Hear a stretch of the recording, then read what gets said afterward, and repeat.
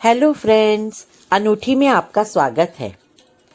आज गुफ्तगू में मैं एक कहानी आपसे शेयर करूंगी जिसका बहुत गहरा मतलब निकलता है और बहुत बड़ी हमको शिक्षा मिलती है जो हमारे गुरु, हमारे प्रभु हमको देना चाहते हैं।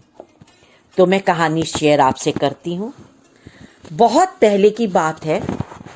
एक गरीब औरत होती है और वो बेचारी सिलाई करके मशीन पे और दिन भर सिलाई करके पैसे कमाती है और अपने बच्चों का पेट पालती है। बहुत गरीब होती है, लेकिन वो बहुत सत्संगी होती है। सत्संग नियम से जाती है, गुरु महाराज की आज्ञा मानती है और रात को रोज भजन सुमिरन में बैठती है, ध्यान भजन सुमिरन करती है और बड़ी सधी हुई संभली हुई महिला होती है वो। तो ऐसे ही एक दिन वो सिलाई कर रही होती है, तो शाम तक उसका काम पूरा नहीं हुआ होता, तो वो सिलाई करती है रात में भी बैठ करके। अंधेरा हो जाता है, इतने में लाइट चली जाती है। लाइट चली गई तो उसने मोमबत्ती जला ली। मोमबत्ती जलाई तो थोड़ी देर में मोमबत्ती भी पिघल के बंद हो गई। अब उसके पास कोई और साधन नहीं था। उसके पास ना लालटेन जलाने के लिए केरोसिन था, ना कोई और तरीका था उसके पास कि वो लाइट किसी तरह से अपने घर में जला पाती। रोशनी का कोई तरीका नहीं था। तो बराबर में उसके घर में एक बल्ब जल रहा था बाहर की तरफ, आंगन की तरफ। तो उसकी रोशनी उसके आंगन पे आ रही थी। उसने अपनी सिलाई मशीन अपने आंगन में उस तरफ रखी, बिल्कुल किनारे पर, और उसकी रोशनी में अपना बाकी काम करने लगी। और उसने काम अपना किया। इसी में काफी रात निकल गई। उसका भजन सुमिरन का भी समय निकल गया। जब वो रात में भजन सुमिरन के लिए ध्यान करने के लिए बैठती थी, वो समय भी निकल गया। पर उसको काम करना भी जरूरी था, काम करने की भी जल्दी थी। हमारी जिंदगी में प्रायोरिटीज होती है कि क्या हमें पहले करना है, क्या हम बाद में कर सकते हैं। तो यही उसका था, उसको काम खत्म करना जरूरी था। सुबह उससे वो सामान लेने वाले आते तो वो क्या जवाब देती। तो कर्म ये भी जरूरी है संसार में रहते हुए। तो उसने काम खत्म किया और फिर ध्यान भजन सुमिरन में बैठी। जब वो ध्यान भजन सुमिरन में बैठी, उस दिन उसका मन एकाग्रचित नहीं हुआ। बड़ी देर तक बैठी रही, नहीं हुआ। फिर धीरे धीरे मन शांत हुआ और वो ध्यान भजन सुमिरन उसने किया। वो बहुत सोचती रही सुबह कि ऐसा क्या हुआ जो समय निकल गया तो ध्यान भजन सुमिरन में मन नहीं लगा, ऐसी क्या वजह हो गई।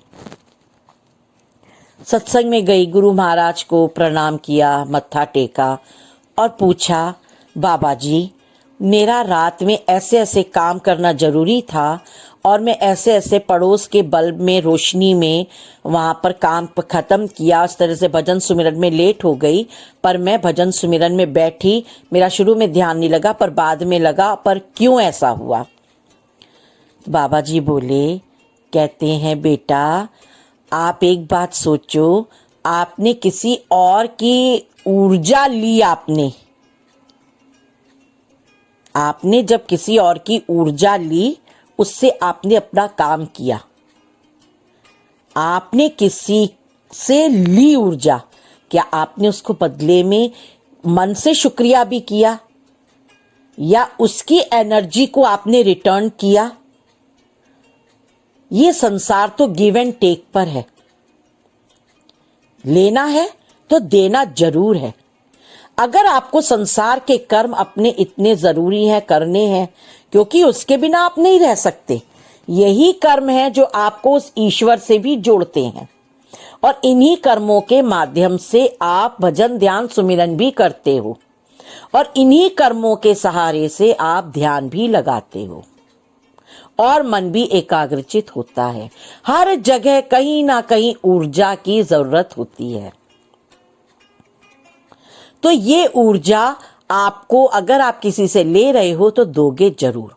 और इस संसार में हम अपनी ऊर्जा लेकर आए हैं, जो परम पुरुष पूरनधनी प्रभु संत सतगुरु की और अपने प्रभु की ऊर्जा हम लेकर आए हैं। और यहाँ पर जो हमारे 5 तत्व हैं, उनसे हम ऊर्जा ले रहे हैं बराबर, और उन्हीं ऊर्जा से हम ऊर्जावान हो रहे हैं। हम अगर अन्न खा रहे हैं तो हम पृथ्वी से ऊर्जा ले रहे हैं। हम अन्न की ऊर्जा ले रहे हैं और जो अन्न की हम ऊर्जा ले रहे हैं वो हम ऊर्जा किसी के द्वारा उगाए हुए अन्न से ले रहे हैं और उसमें कोई एक व्यक्ति शामिल नहीं है। अगर उसमें कोई किसान, हजारों किसान शामिल हैं तो उन किसानों के साथ उसमें उस किसान को ऊर्जा देने वाले परम पिता परमेश्वर, आपके सतगुरु, वो पांचों तत्व इस संसार की ऊर्जा देने वाले भी शामिल हैं, क्योंकि वो किसान भी तो किसी से ऊर्जा ले रहा है। तो कितना दूर तक गिव एंड टेक चला, ये सोचने का विषय है। आप ऊर्जा ले रहे हो तो आप किसी ना किसी से ऊर्जा ले रहे हो। तो भगवान विष्णु भी विष्णु सहस्त्रनाम में यही कहते हैं कि तुम सोचते हो कि तुम्हारा संसार का ऋण बड़ा है, तो तुम दूर तक अगर चेन बनाते हुए चलोगे तो ऋण मुझ पर ही आकर के रुकते हैं। तो सबसे बड़ा ऋण तो मेरा है, क्योंकि मुख्य ऊर्जा का स्रोत तो केंद्र तो मैं हूं और मैं एक जगह स्थित हूं। जो मुझसे धर्म चाहता है मैं उसे धर्म दे देता हूं, जो अर्थ चाहता है मैं उसे अर्थ दे देता हूं, कामी को कामना दे देता हूं, राजा को प्रजा दे देता हूं और भक्त को स्वयं को दे देता हूं। तो हम ऊर्जा जो ले रहे हैं वो ऊर्जा हमें गिव एंड टेक में लेनी है तो देनी भी है। यही भगवान और संत सद्गुरु हमें समझाना चाहते हैं। अब प्रश्न ये होता है, हमने ऊर्जा कैसी ली? ऊर्जा कई तरह की होती है। ईंधन है ऊर्जा। ऊर्जा हर तरह की है। जल से ऊर्जा, अग्नि से ऊर्जा, गगन से ऊर्जा, पृथ्वी से ऊर्जा और वायु से ऊर्जा, किसी जीव से ऊर्जा, किसी पेड़ पौधों से ऊर्जा, व्यक्ति से ऊर्जा, किसी से भी हम ऊर्जा लेते हैं। तो भगवान ने हमें एक दूसरे पर निर्भर करके इस संसार में इसीलिए छोड़ा है जिससे हम एक दूसरे का महत्व समझ सकें और शुक्रिया अदा कर सकें। अगर एक मुर्गा कट के, एक बकरा कट के आपके बदन को, आपको ताकत देता है, ऊर्जा देता है, आपके उदर की पूर्ति करता है, आपकी जीवा की, इंद्री की तुष्टि करता है, आपको संतुष्टि देता है, तो वो आपको अपनी ऊर्जा दे चुका है।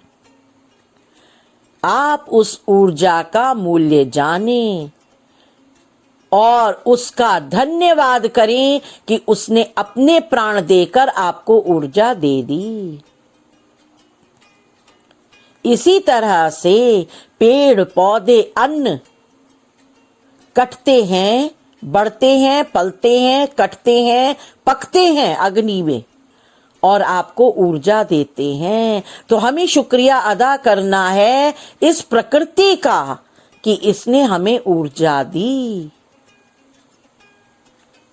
हमें शुक्रिया अदा करना है इस धरती का, आकाश का, वायु का, जल का, अग्नि का, सबका।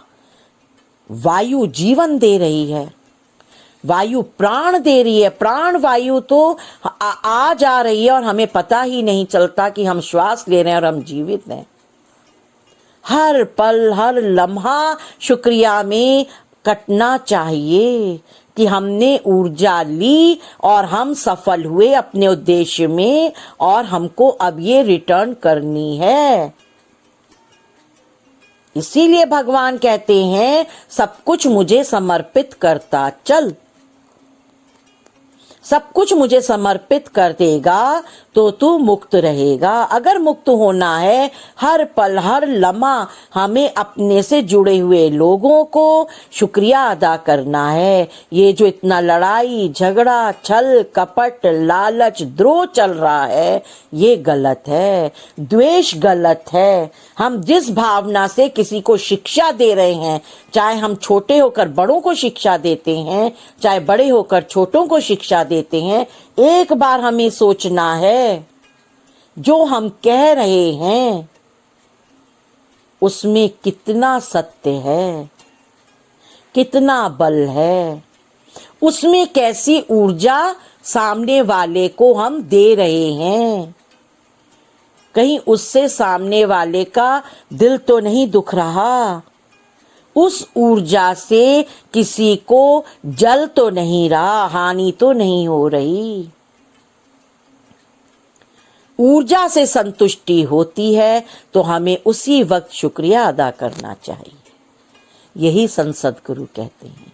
इसीलिए ध्यान भजन सुमिरन में चित्त नहीं लगता कि हमने कौन सा अन्न खाया, किस ऊर्जा से वो अन्न आया, किस धन की ऊर्जा से वो अन्न खरीदा गया, वो धन कौन से मार्ग से आया,